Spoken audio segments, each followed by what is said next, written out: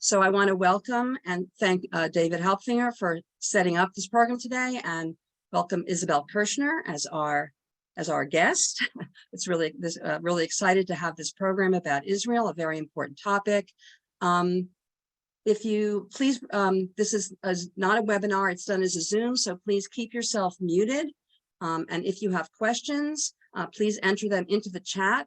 And David and Isabel will be talking for about half an hour. And then after that, David will check the chat and be able to field your questions. So now I'm going to turn it over, I'll mute myself and turn it over to David.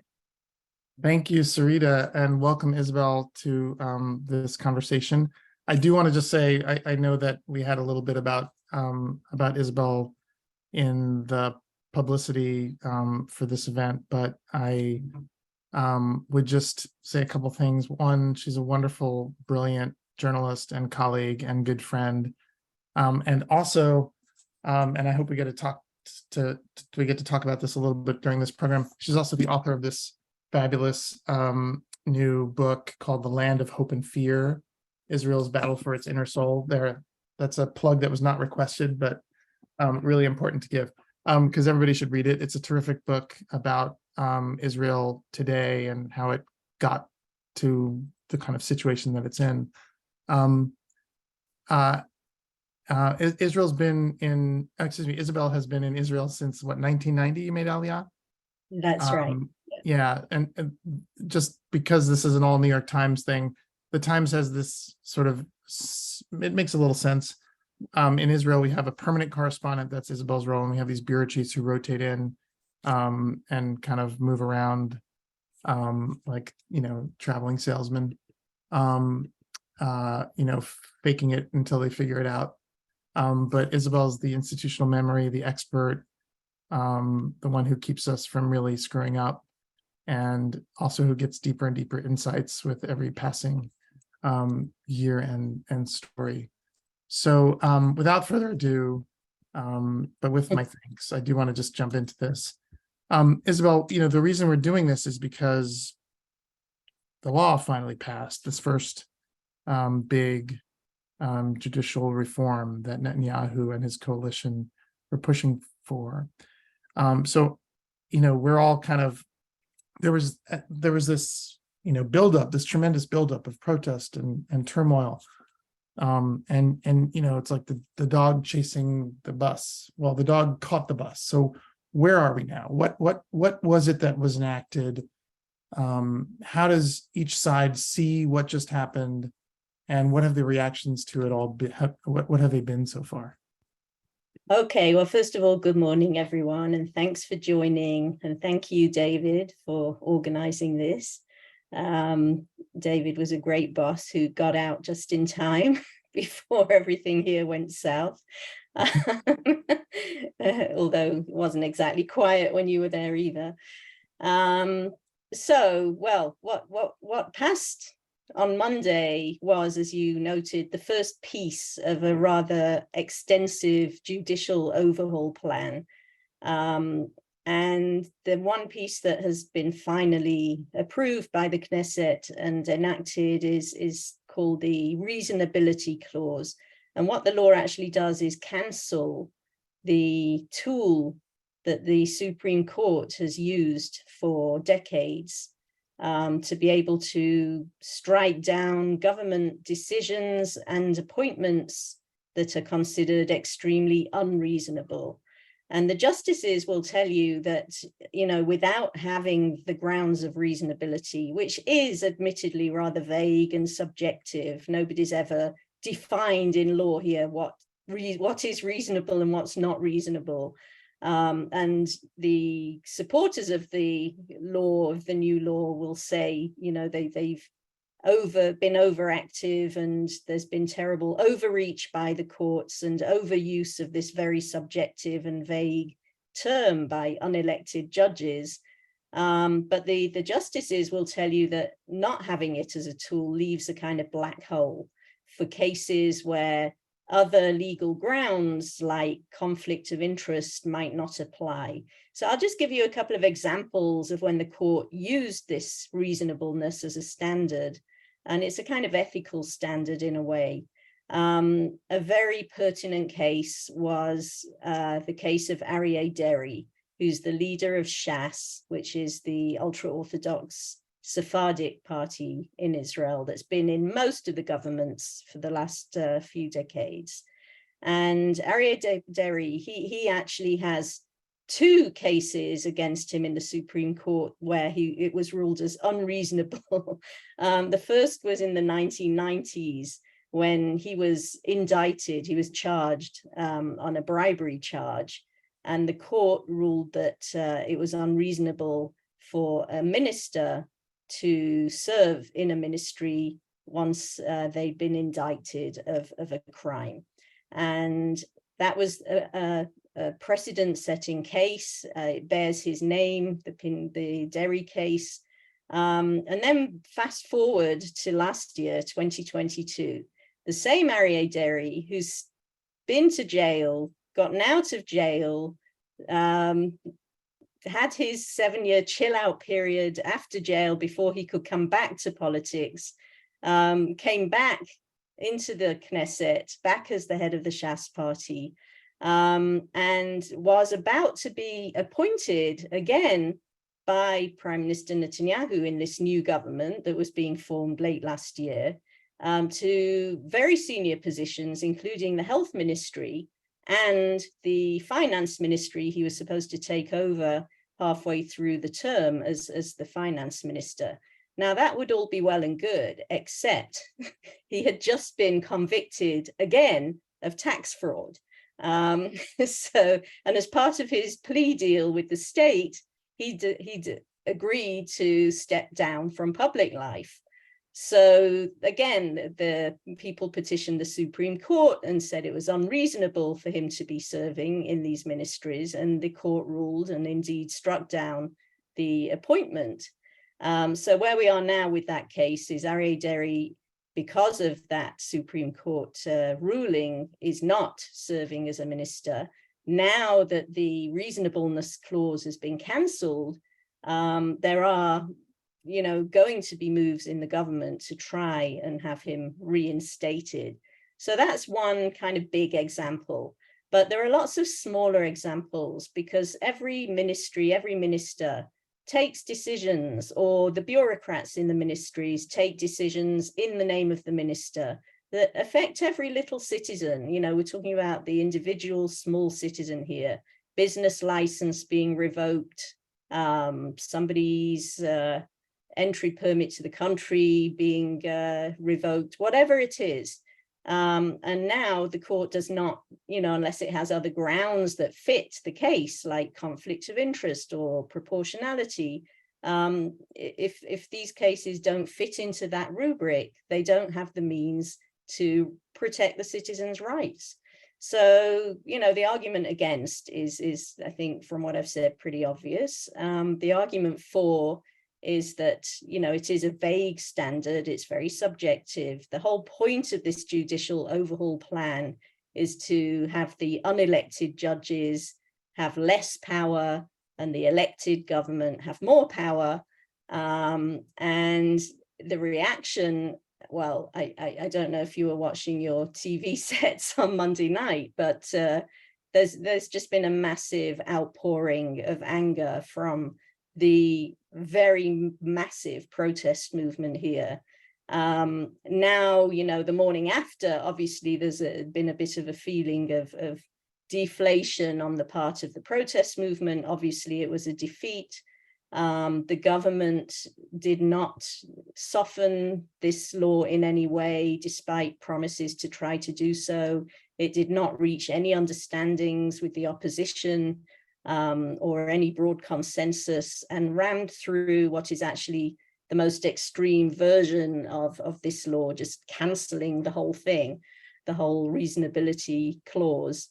So a lot of anger on the side of the protesters, disappointment, but at the same time, real determination, because there was no compromise, and because the hardest form of this law is what was passed 64-0 in the Knesset, because all the opposition walked out and decided to boycott the vote.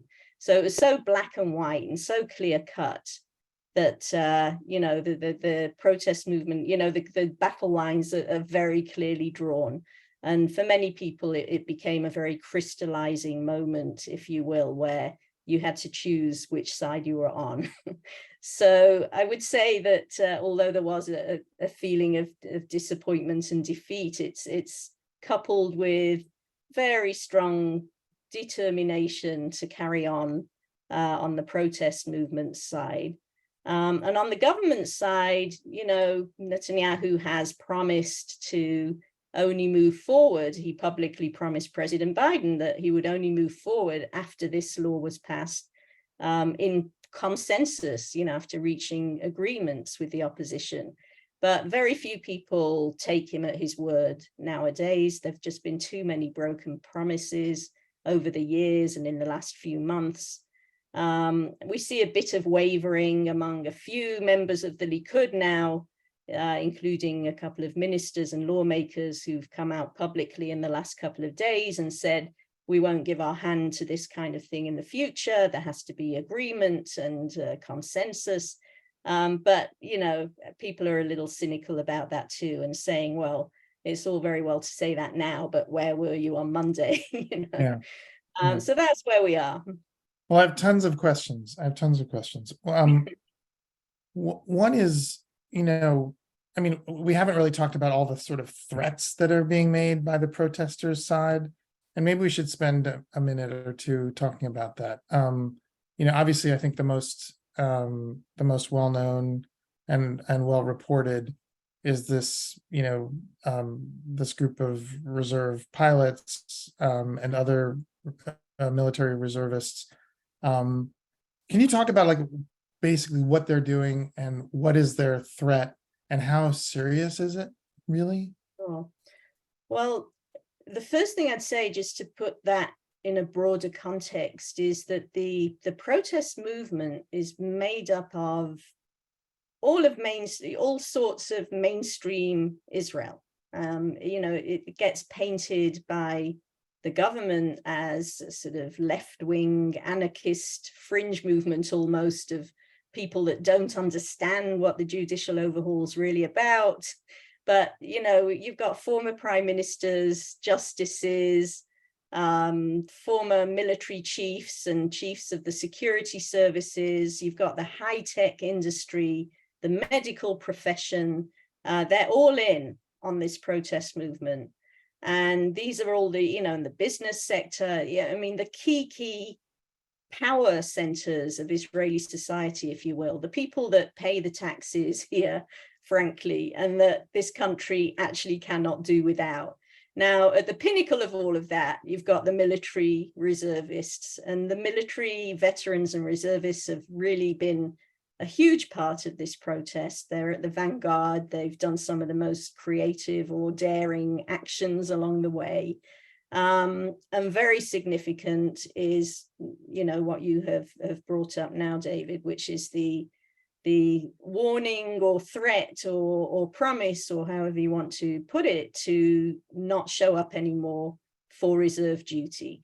Now, this isn't technically refusal, because these are people who are volunteering to do reserve duty, often well into their 50s, you know, way after their obligatory years of military service. And some of them are serving in very key positions as reservists, especially the pilots.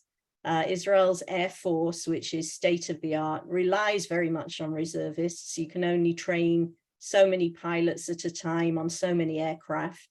And a lot of the military operations that are ongoing, whether it's air raids of Hezbollah-linked groups in Syria, or Iranian proxies, or the last wars in Gaza, whatever it is, it's often reservists who are flying the planes, who are in the pit doing the planning, or operating the drones. So when scores of pilots say, we're not going to show up for reserve duty because we feel our pact with the state has been broken, the pact being we serve and are prepared to sacrifice ourselves for the Jewish democratic state. But if that state is no longer going to be democratic in a meaningful way, then they say our pact is broken. It's very serious. Now, when we talk about actual numbers, it's a little hard to pinpoint because miluim or reserve duty, it's a rolling thing, you know, not all the reservists are being called up next week, so we won't know how many of them actually follow through on their threat. And we're talking about thousands who've declared that they might not show up, but we won't know in real terms how many actually carry through on that. You know, it's going to be a rolling event over the next few months. The army is certainly worried about it. They're worried about the preparedness of the army if enough people really don't show up. And I met a young man on the streets on Tuesday near the Knesset. He'd come from the Golan Heights, where he lives in a small settlement, and had come 4 hours in the car to demonstrate. He didn't realize that all the other protesters had been up all night and had gone home by then. And there was a very small knot of protesters standing with flags on a corner, and I went to speak to them. And one of them was this young man, Matan, who serves in a very specialist unit of the army. And he had just finished 2 weeks of reserve duty the previous Thursday. He's a 40-year-old and, you know, has obviously full-time work and 3 children, but takes the time out to go and serve with his unit. And he said he had informed his commander that, you know, after this if this law went ahead, which it did on Monday, he felt he couldn't continue serving, and unless the situation changes. And he was heartbroken over it. I mean, he was struggling within himself. He said it was a terrible dilemma. He wants to serve. He sees, you know, it's part of his identity and his life. And he was really struggling within himself. And he just said, I just hope it doesn't come to that. By the next time they call me up, I hope this has been resolved. But if not, he was not, his conscience was just telling him, that's it, I cannot continue to serve. Right.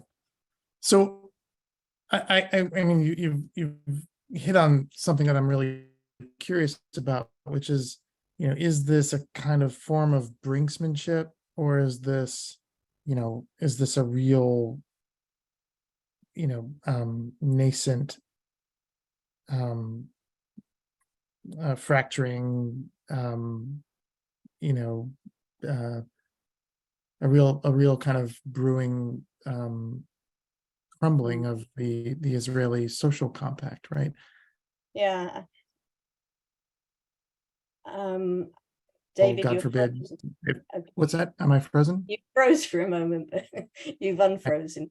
Anyway, so let me just leave it to you. Basically, is how seriously should we take this this, you know, this threat not to serve, and the threats that of others that you described? Is it a form of brinksmanship? Is it something that you can really see people following through on now? Because now, you know, this is a back and forth. The ball's in their court. Do they actually, you know, some of the threats are to pull your money out, to move, to emigrate from Israel. You know, like all of these things. Do you really see this happening, or are people going to be kind of like in suspended animation for a while, waiting to see what the court might do? Yeah, I think we have certainly a few weeks of suspended animation, because first of all, the Knesset is tonight, thankfully, going on its long summer recess.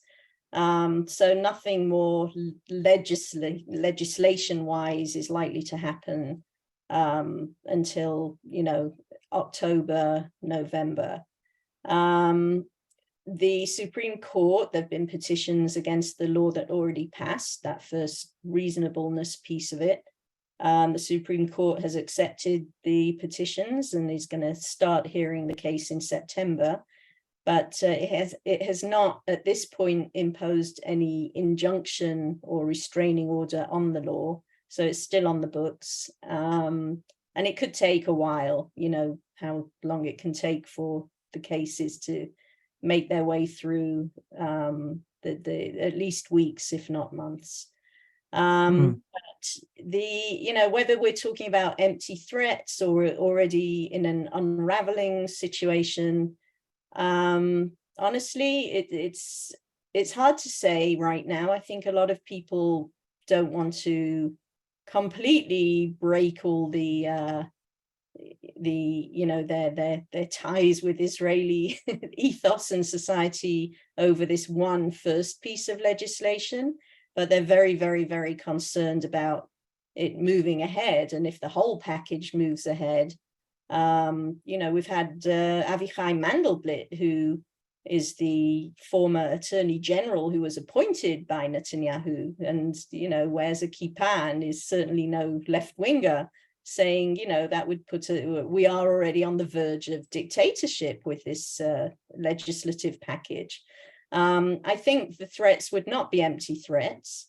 I think, we're already seeing people not only wrestling with their conscience when it comes to the pilots and the reservists, but they have real concerns that if the Supreme Court here is weakened to the point where its international prestige is hurt and it's no longer considered a fully independent court, that will expose Israeli officers to potentially to international prosecution. So, there are very real consequences to this for people. And while there's nothing, they love the country, they're patriots, and they're not turning their back on Israel. And if a war broke out tomorrow, I would imagine most people would show up and fight and defend the country. But over time, there is definitely an erosion of that whole ethos of, what the People's Army is supposed to be and its contract with the state. So definitely a real danger. When it comes to the high tech, we have seen some capital moving out of the country. Quite possibly that will continue. Yaakov Frankel, the former central bank governor here, said this week that people used to line up asking him how to invest in Israeli high tech, and now people are lining up asking him how can they cancel their investments here. So there are very real consequences to all of this that go way beyond threats and brinkmanship at this point. But the government, from the government's point of view, this is a bunch of maybe privileged senior army people who are using their leverage and their position to try and force the hand of a government. And you get some of the ministers and lawmakers from the government side saying, that they're trying to carry out a military coup. It's not their right. And there are some, officers who also will say this, and commanders, it's not our right to use our position to, try and use it for political leverage. Our service should be separate from, whoever is in government. We don't serve only governments we like and not governments we don't like. So you get both sides of that for sure. And essentially what you have is the chiefs of the military just pleading with both the government and the people to just keep politics and the army apart, because it really is a recipe for disaster. Yeah, I see a question has popped up in the chat, and I'll get to those questions in a few minutes, but I would encourage those listening to put your questions in the chat. I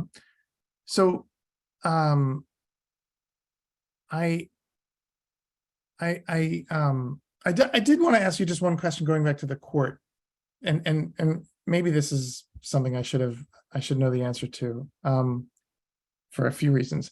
But number one, what is roughly speaking the balance between conservatives and liberals on the High Court? Do you know offhand? I don't know offhand, but I mean, there's 15 members of the bench, and that there's definitely a lack of diversity there. There are conservative judges. There are judges who live in the settlements in the West Bank. There are all sorts of religious judges, secular judges. There are a mix, but ethnically, it's very not as Ashkenazi. diverse as it should be.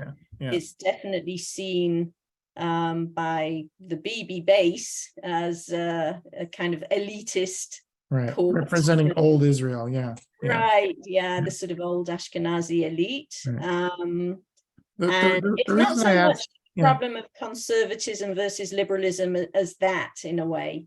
And when it comes to who's the president of the court and which lineup out of the 15 gets chosen to hear any particular case, even if you had half the bench as conservatives, but when you have a sensitive case coming up and the president chooses 2 liberals and 1 conservative to hear the case, that's where some of the resentment from the other side is coming in.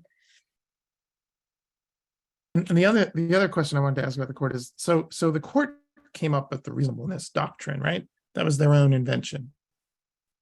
Well, it's not an invention. And it's a clause that's very widely used in Britain and other Western countries. It's definitely not an invention of the Israeli court. But I think what makes Israel different here, and here we come to that big, question of how robust is Israeli democracy. Israel, as you all probably know, it doesn't have a written formal constitution. It has 1 house of parliament. It has a figurehead president whose role is mainly ceremonial. It doesn't have a federal system. It doesn't have any constituency-based system of accountability. So essentially, whoever puts together a 61-member coalition of the 120-seat Knesset has all the political power. And the only check and balance on that government power essentially is the Supreme Court.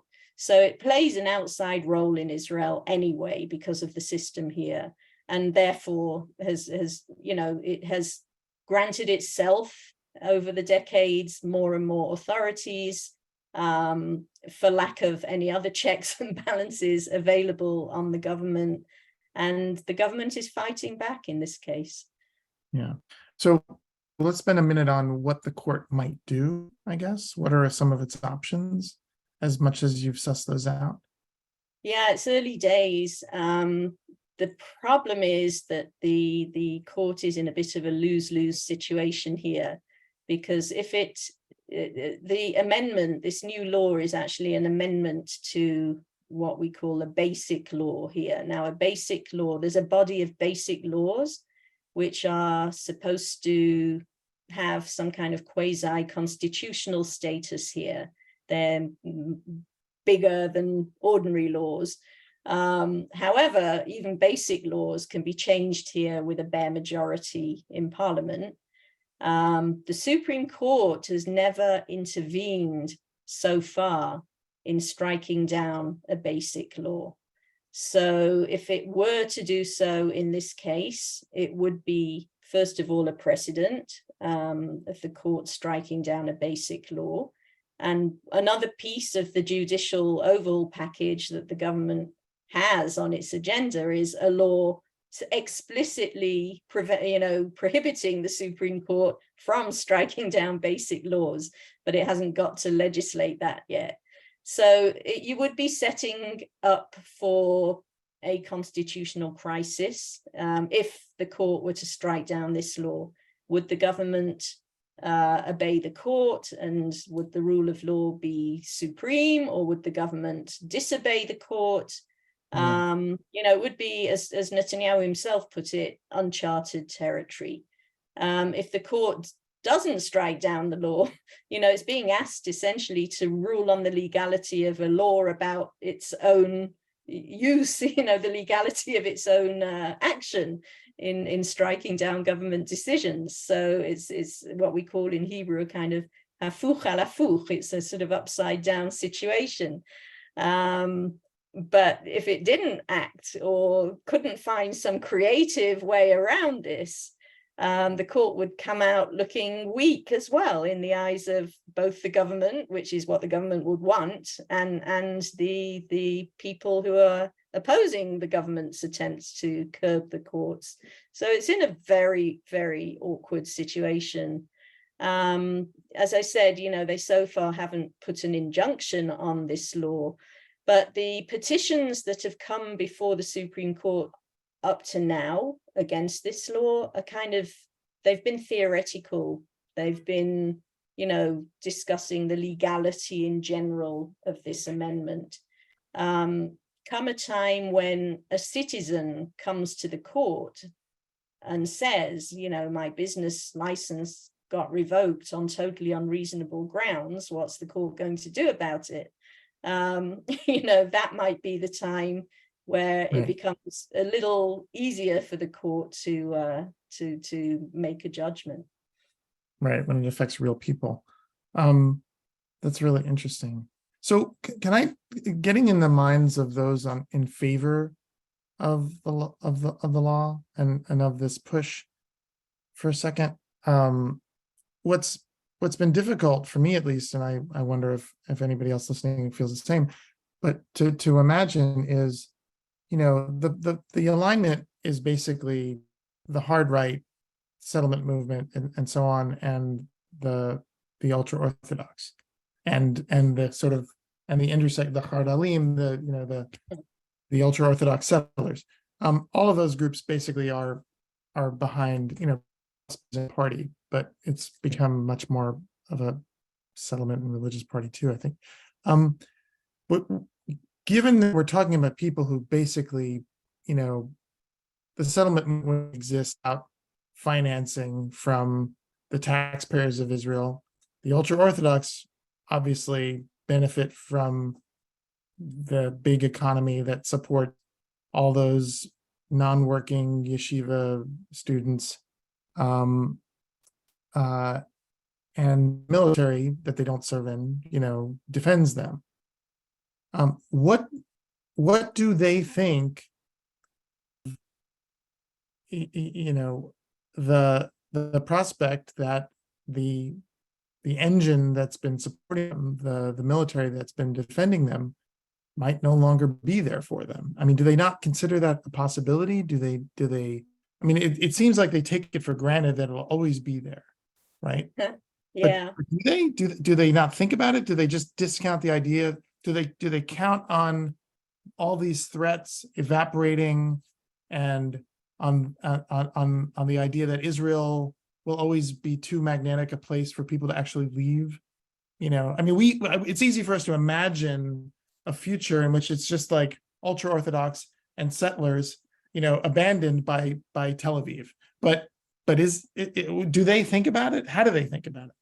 Yeah, well, first of all, the question is, will there be any Tel Aviv left? So, Right. Yeah. Look, That's what I mean. Yeah. Something fascinating has been going on in the Haredi world, in the ultra-Orthodox world, in the last couple of weeks. The Haredi parties signed on 100% to this judicial overhaul. I mean, it's way up there as a top priority in all the coalition agreements they signed with Netanyahu. It was a big priority.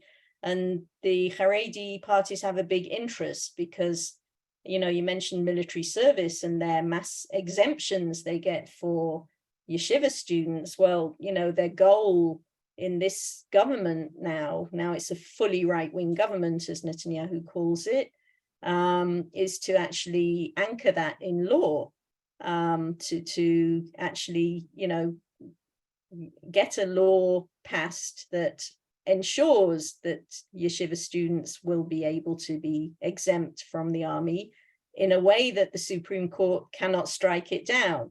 So the Haredim had a very big interest in this judicial overhaul and have supported it all the way. But in the last couple of weeks, you've seen some editorials popping up in the main Haredi newspapers written by the bosses, like the main rabbis, saying, whoa, look at this terrible backlash from the, mainstream Israel that, unspoken, obviously, that keeps them with their tax money. And maybe we should take a step back and not be blamed for this. And, it's not really our issue. All we care about is our own interest, which is just this one law of exemption, military exemptions, which, you know, there are ways around ensuring that that doesn't get struck down without changing the whole system of government here. And maybe we need to keep a low profile and, you know, really kind of trying to disassociate from this process. But first of all, it's a little late for that.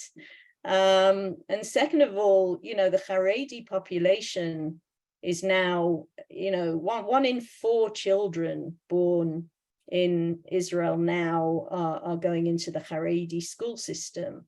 And the economists and statisticians are telling us that if the current trends continue, that percentage will double by 2050. So it's not really a sustainable situation anyway. And yes, there are broad margins of the Haredi community that are now preferring to go to work and to study some secular education after they've left school where they didn't learn any, often at the state's expense, mostly at the state's expense. And the state's interest is to get them into the workforce. But as much as those broad margins are growing with the numbers, the growing number of Haredim in general, so is the number of hardcore Haredim.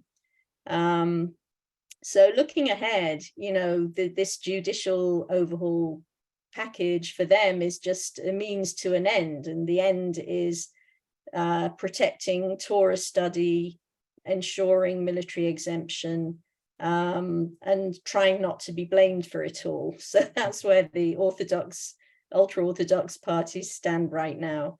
The far-right, hardline ultra-nationalists in the government, you know, they have long grudges against the Supreme Court for totally other reasons. You know, they all have their own interests here. And their reasons are because the court has, you know, it backed the unilateral evacuation from the Gaza Strip in 2005 and the uprooting of the settlements in Gush Katif. The Supreme Court, although it hasn't outlawed settlement in the West Bank by any stretch, it has tried to protect privately owned Palestinian land there and has therefore restricted settlement growth to some degree in the West Bank. This is something that, you know, religious Zionism and the Jewish power parties want to see obviously not happen. So, you know, if there's a government decision that you can build on private Palestinian land, Jewish settlement, then, you know, they don't want the court to be in a position where that can be struck down. So everybody's in this for their own interests. The Likud party hardliners like the Justice Minister, Yariv Levin, have their own ideological grudges against the Supreme Court and are generally conservative and right. You know, so this is where we're at.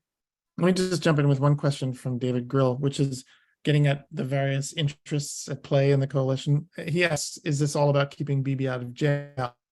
And I did want to, you know, I recall when I was looking at this, I don't know, a year or two ago, maybe even when I was there, it seemed like everything that Bibi was up to was all about fundamentally, you know, first things first, keep me out of jail.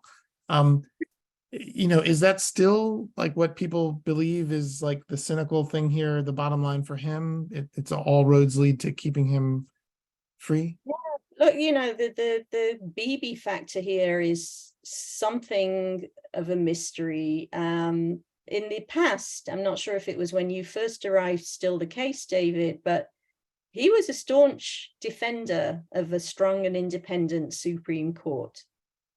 He was a Democrat, you know, he had his ideological battles, but he was basically a pragmatist, and yeah, he was a small d Democrat. He was on record defending the Supreme Court, and he was on record pushing back against party members who wanted to do what we're seeing now in curbing their powers. Something changed.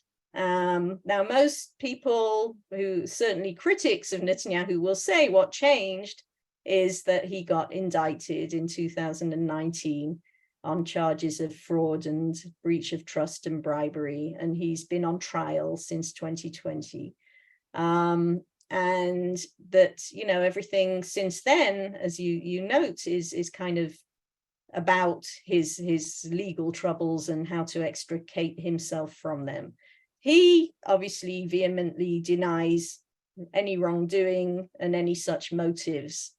But when looking for explanations of why he has flipped and why he is ramming through this judicial package in the face of such massive popular opposition, I mean, analytically, there can only be two explanations. One, he's unable to stop it, and one is he's unwilling to stop it. Now, some people see him as unable because he's been taken captive or hostage by the extreme elements within his party and the coalition, and he wants more than anything to just stay in power, and he doesn't have any other way of being in power other than sitting with these coalition partners.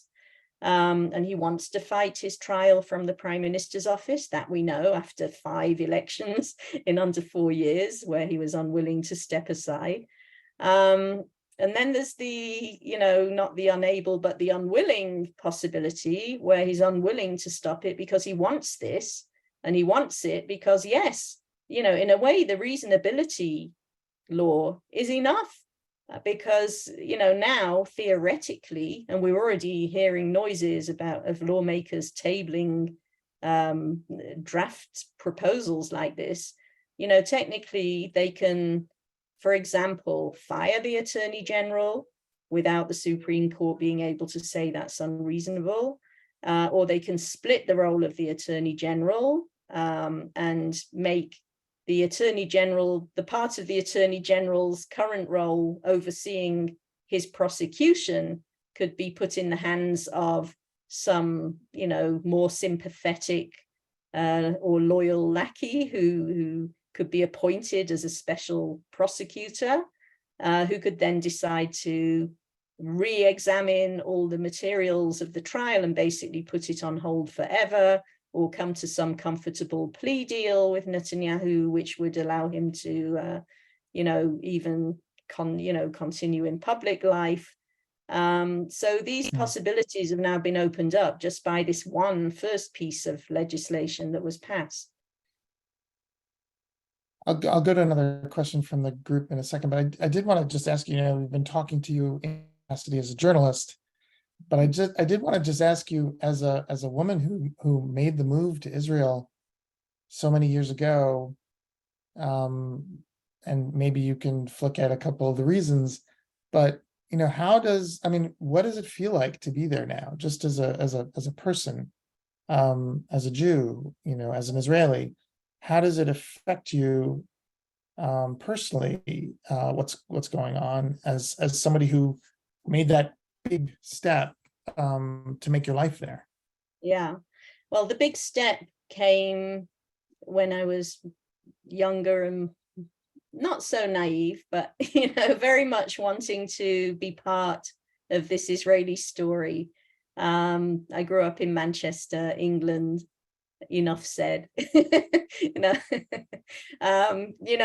just so much more. I always found it so much more engaging here. This is where I wanted to be. I was obsessed with the Arab-Israeli conflict from an early age for some unknown reason, and this is just where I wanted to be, and I'm just doing exactly what I wanted to do. So I have no regrets, first of all. But how does it feel? When I was working on the book, this latest book, which really goes into the divisions and the tribes and the competing worldviews, and, how does all this fit together? And maybe it doesn't.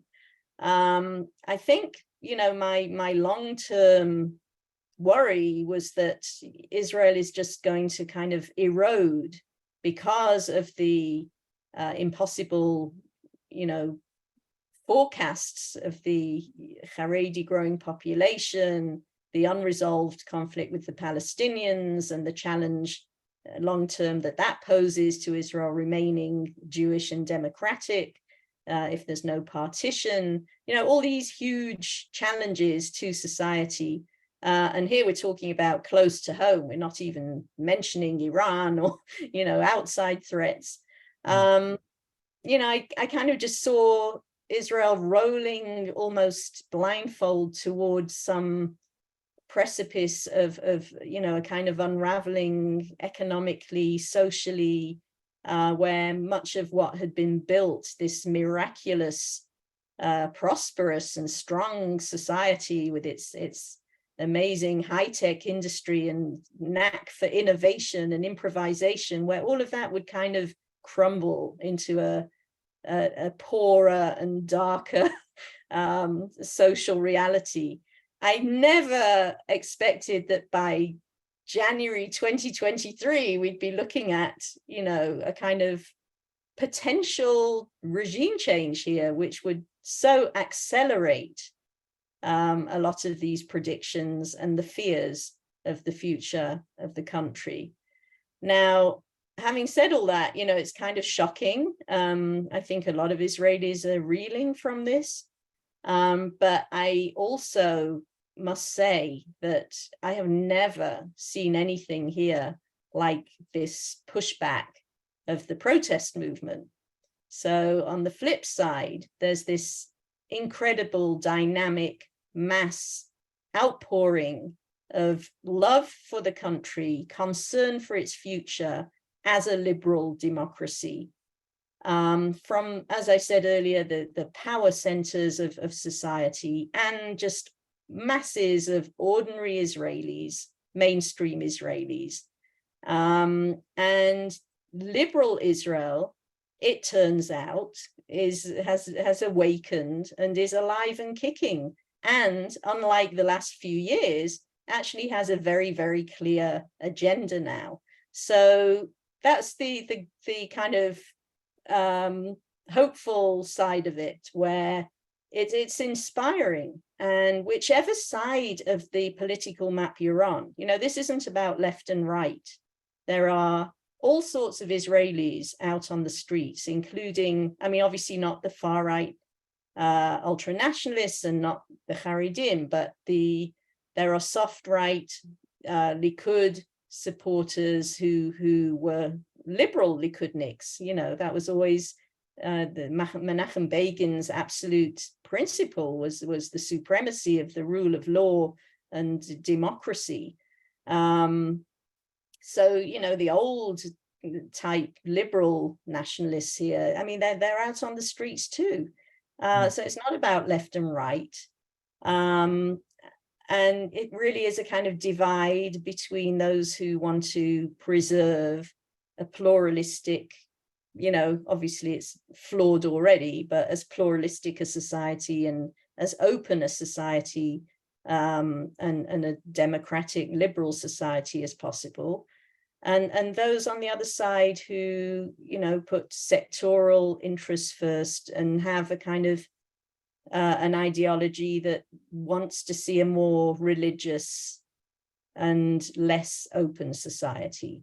Right. If you go to the big mass demonstrations of the pro-reformists, the ones who are supporting the government, and I have been, the mass of people there, the great majority are religious, ideological settlement types who either live in the settlements or support the settlements. And, you're talking national religious camp. And that makes up, 90% of the people who've come out for the big right-wing demonstrations supporting the judicial changes. So, yeah, it's a pretty clear divide. Are there the numbers on the protesters' side to win an election? Good question. Look, first of all, if you look at the polls, Netanyahu is saying the government and this judicial plan, it's just the will of the people. This is what we were elected to do. We are going forward because this is what, the people want us to do. But since the Justice Minister, Yariv Levin, announced or unveiled the details of this plan on January the 4th of this year, there has not been one opinion poll, and you know Israelis love opinion polls, not one opinion poll has shown a majority in favor of the government plan. And even within the Likud, of those who voted for the Likud, when they're asked in these polls, you know, a third to a half of the Likud voters do not want to see this plan go ahead, certainly not one-sidedly without broad consensus with the opposition. So first of all, there is not popular support for the government plan as is.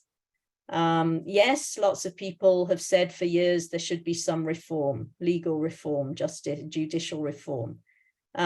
People would like to see a more diverse bench in the Supreme Court. Other people would like to see many more judges being appointed in the lower courts so that simple cases of family law or whatever don't take 5 years to make their way through a court. But these are the things people had in mind when they said they wanted judicial reform. They weren't necessarily talking about changing the system of rule in Israel. So then we see the political polls, and yes, the Likud, Netanyahu, the Likud are taking a dip. Benny Gantz, the centrist party leader, they changed the party's name so often that I can't even remember what it is now. National Union or National Camp. It's just God's. Yeah, Benny Gantz's centrist party is actually leading in many of the polls now. And together with Yair Lapid and his centrist party and Meretz and the parties that made up the last Kumbaya government of Naftali Bennett and Yair Lapid, they in the polls do seem to have a majority to form a government right now. But we're not having elections right now. Yeah. And, you know, this government... What would it take to get them? Yeah, well, you know, this government is going to be stable for as long as Netanyahu wants it to be, because none of them have anywhere else to go. You know, I mean, Itamar Ben-Gvir and Jewish Power don't have anywhere else to go. If this is as good as it's going to get for them. So, you know, it could go on. I mean, it could go on for at least another year. We know that most Israeli governments don't last their full term. But at the moment, you know, nobody seems to have much interest to break it up, unless this mini rebellion in the Likud turns into something serious once the recess is over and the judicial plan is back on the table, and there are no serious negotiations or possibility of consensus with the opposition. You know, then, you know, possibly there could be defections and enough to bring a government down. There's talk within the Likud now of some people who would like a national unity government, but Benny Gantz has been burnt by Netanyahu before. He was in a unity government with him a couple of years back and was supposed to take over as prime minister for the second part of the term, and Netanyahu made sure to pull the plug and dissolve Knesset and go back to elections before Benny got the chance.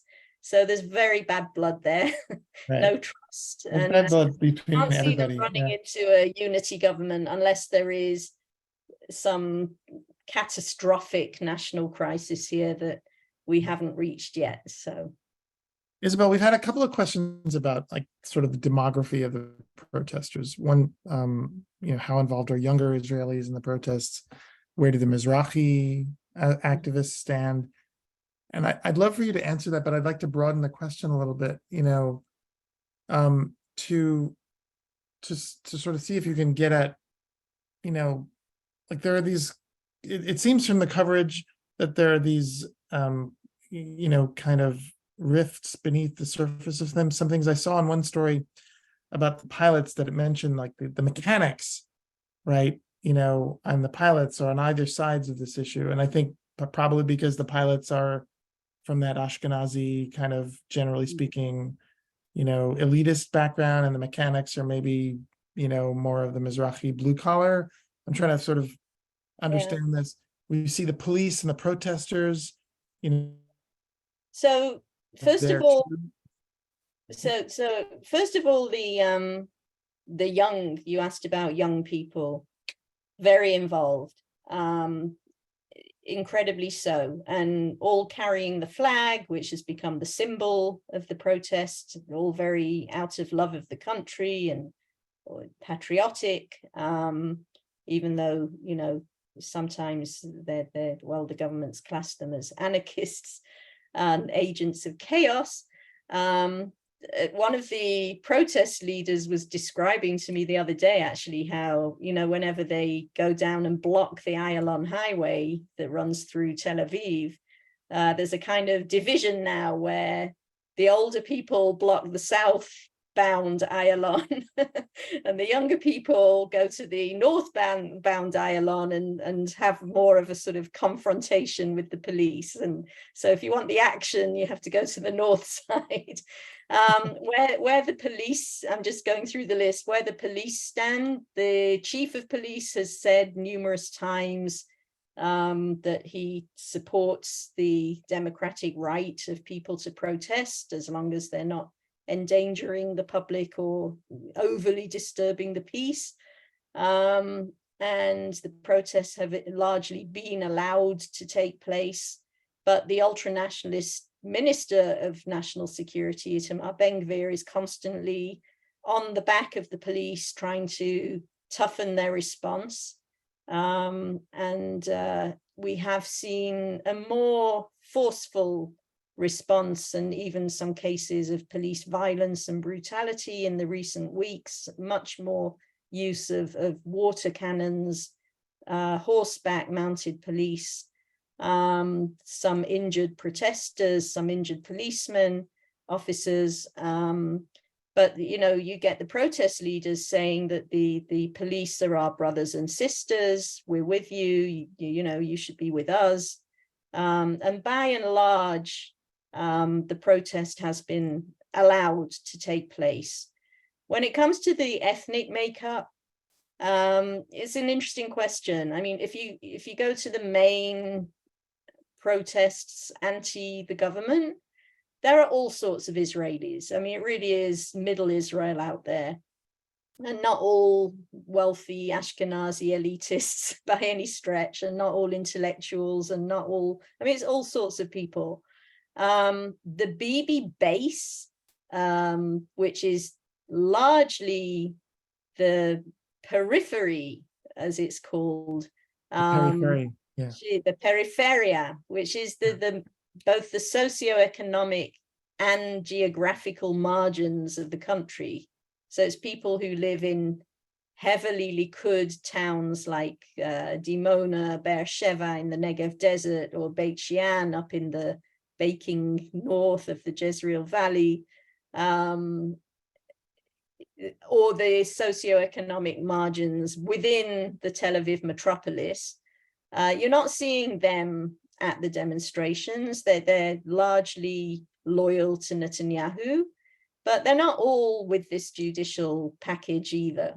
You know, many Mizrahim are fiercely moderate and tolerant when it comes to daily life, and don't want to see, you know, don't have much truck with the kind of hardline religious Zionist camp, and, you know, don't necessarily sign on to the policies, but they do remain generally loyal to Netanyahu. They're not, you know, you don't see a huge buy-in from Sderot and places like that into the protest movement.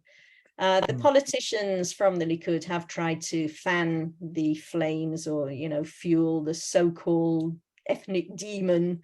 It serves their purpose to divide and be divisive in many cases. So you've had Likud ministers from the Mizrahi side dismissing the protests as the sort of white Ashkenazi privileged Tel Aviv types. But, you know, most of the people out there know that that's not the case. So you can't fool all the people of Israel all of the time. There's another question from, I think from Sarita, but about the US. I mean, we sit on the sidelines here far away and we watch what's going on and we worry. And we also wonder what we can do, what our government can do, what we as the Jewish community here can do. Yeah. And it's always a little bit fraught, it seems these days, because I'm not sure that anybody over there really wants to hear from us. But what is there for American Jewry, America's government to do? I mean, Biden seems to have been like the loudest talking person, about what's going on from the outside. But yeah, I think what are your thoughts? Biden's gone off script a few times. Yeah, he has been quite outspoken. Right. There are people in the government. I mean, this Israeli government is fairly parochial, even by Israeli standards. Many of the parties within it are really only concerned with their own Israeli public or constituency, whether it's the settlers or the Haredi community, and looking after their own interests. We've had ministers telling President Biden to mind his own business, and very little appreciation of the fact that, if Israel wants to achieve, if Netanyahu wants to achieve his stated goals of things like combating Iran's nuclear threat and making peace with Saudi Arabia, you can't do that without the United States. I think for most Israelis, their minds are very much on the domestic crisis, but they are aware of the relationship with the United States. It certainly is something that's covered heavily here.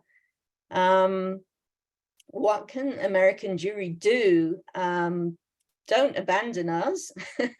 I know there's a feeling of very acute alienation that's been growing for years, because obviously in Israel, even the more progressive Jewish streams like Reform, conservative Judaism aren't even officially recognized here. So, an ultra-Orthodoxy and the Orthodox rabbinate here is all powerful when it comes to life cycle events here. So, there is that growing gap, but liberal Israel really needs your support. And I don't know in terms of practical steps, I'm not going to tell you what to do, but definitely to remain engaged, to understand the complexity of this thing, to understand that, there are many Israels, the current government is not Israel. And you can see that on the streets. And you can take your pick which Israel it is you want to support, but it's all there, and there are many Israelis that you would very much identify with and that would want to identify with you, and therefore just please remain engaged and whatever you can do to support the liberal Israel, that to do so. David Grill asks whether a sharp cutback of U.S. military aid would get the government's attention. That's been the sort of the available threat for decades that politics in the United States has made impossible to really act upon. Maybe it's less impossible now, but given what's happening in the Democratic Party, but also Israel has probably its economy could absorb that. Well, at least the state it's in. What would a move like that actually lead to, do you think? Well, there is serious talk of it at a level that we haven't heard for a long time, but the Israeli economy could absorb that, but I think it's such the bilateral relationship has been such a strategic asset to Israel. Any damage, material damage to that is a really serious blow. And of course, the American arms industry would lose out terribly as well, because Israel is bound to spend the vast majority of that huge amount of military assistance in America. So it would be a bit of a cutting off the nose to spite the face decision. And therefore, I don't see it happening. I mean, I don't like to predict, but I don't see it seriously happening imminently. But going back to that question about demography and the the connection between liberal Israel and the vast majority of American Jewry, which is also liberal, if not exactly secular. There's this, I mentioned to you earlier, there's this column I read by Chaim Levinson in Haaretz the other day, it was very, very bitter about the state of things and where they're headed, for the country at large. But buried in there was some some sort of like a line about how little he feels that he has in common with his fellow countrymen on the right. That beyond a love for Sufganiyot at Hanukkah, what does he really share in common with the settlement Jews and the ultra-Orthodox Jews of his own country? Right. And it struck me because, I think American Jewry has had a tough time, maintaining the identification with those same groups in Israel. I'm not sure there's a question in here, but we can shoot trees. yeah, no, I just wonder how, is it as alienating for Middle Israel and to the left as it is for American Jewry? And is there maybe something that can come productively from that shared alienation with what's happening to the Jewish people? Yeah, look, it's a very mixed bag, David. I mean, in my journey for this book, for The Land of Hope and Fear, I really went into each of the so-called Israeli tribes, all of the sectors of society. And I looked at them all, both in terms of the demographic shifts here, which are huge. As I said, there's a real changing of the guard in a way, because of the birth rates of certain populations as opposed to others. So yes, Israel is becoming more right-wing, more ultra-Orthodox. But also I looked at the generational change within each of these tribes. And you'll find that, for example, while Israel might be becoming demographically more ultra-Orthodox, the Haredim are also becoming more Israeli. So, you have a mixed bag there, where the Haredim very much are a part of Israel. They might only, many of them might only give it de facto recognition because many of them oppose the idea of a Jewish sovereign state before the Messiah has arrived, etc. But there's de facto recognition, and an increasing number, as I say, of new or modern Haredim who are bridging the gap in a way, and they have become the sort of Haredi whisperers in the Israeli media. So you have these celebrity Haredi journalists who appear on all the main Israeli chat shows and news shows, and there's kind of a cross dialogue going on in that way. The settler population, as you know, the settlers aren't all homogenous either, and the religious, ultra ideological part of the settlement movement is only part of that settler population. Many settlers in the West Bank are Jews who went there for quote unquote quality of life, bigger apartment or little villa with a garden for the price of a broom cupboard in the Tel Aviv area.